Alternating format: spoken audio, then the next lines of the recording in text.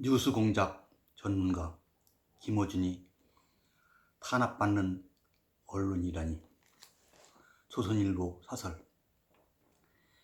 2021년 4월 24일 토요일. TBS 교통방송 뉴스공장 진행자 김어준 씨가 다른 방송인의 사업의 인 1회당 200만 원의 특혜성 고용 출연료를 받은 사실이 확인됐다.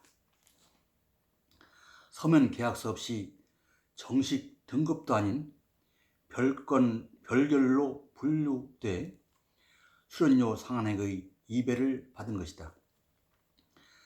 출연료 공개를 피해온 김 씨는 감사원 감사가 시작되자 마음에 안 드는 진행자를 방송에서 퇴출시키려는 것이라고 했다. 비정상적인 출연료에 대한 정상적 감사인데 마치 자신이 탄압받는 언론인 양 행세한 것이다. 민주당도 김 씨를 감쌌다. 일부 의원은 김어준은 탁월한 해안과 천재성을 지녔고 진실에 대한 탐사 보도도 압권이라고 했다.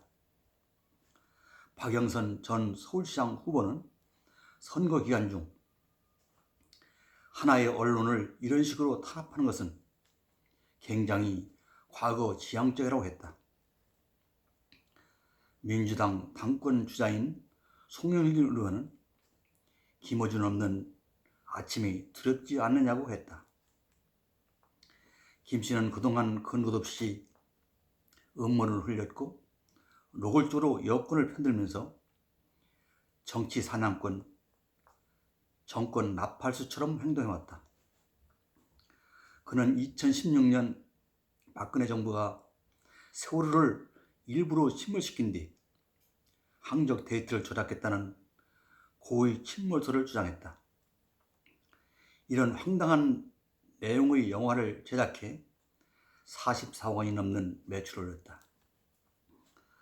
하지만 8차례 걸친 수사 조사 결과 사실 무근으로 밝혀졌다. 가짜 뉴스로 돈까지 번 것이다. 김 씨가 이번 서울 부산시장 선거 때 익명의 제보자 5명을 잇따라 출연시켜 90분 내내 야당 측 반론도 없이 야당 후보들을 공격했다. 공영방송에서 전례가 없는 선동 방송이었다. 작년 총선 때는 여권 지지층에 향해 압도적 타소장을 위해 밭을 갈아라고 했다. 백신 부정 사태엔 화이자의 마케팅에 넘어갈 이유가 없다. 또 했다.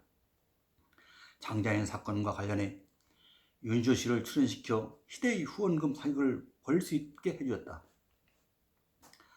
조국 전 장관 딸을 불러 표창장을 유지한 적이 없다는 거짓 주장을 펴도록 했다.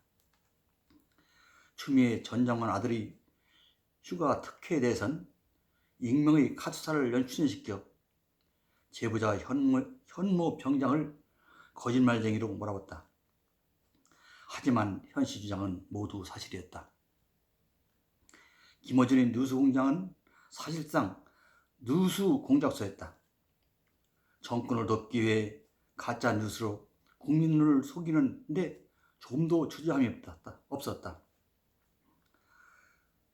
김어준 뉴스공장은 사실상 뉴스 공작소였다. 정권을 덮기 위해 가짜 뉴스로 국민 눈을 속이는데 조금도 주저함이 없었다. 같은 시간대 프로그램 중에 모든 지표에서 최저 점수를 받았다. 그런데도 여권은 그를 정의로운 인물, 탄압받는 언론인 것처럼 감싸고 있다. 그의 뉴스 공작이 그만큼 절실하다는 뜻일 것이다.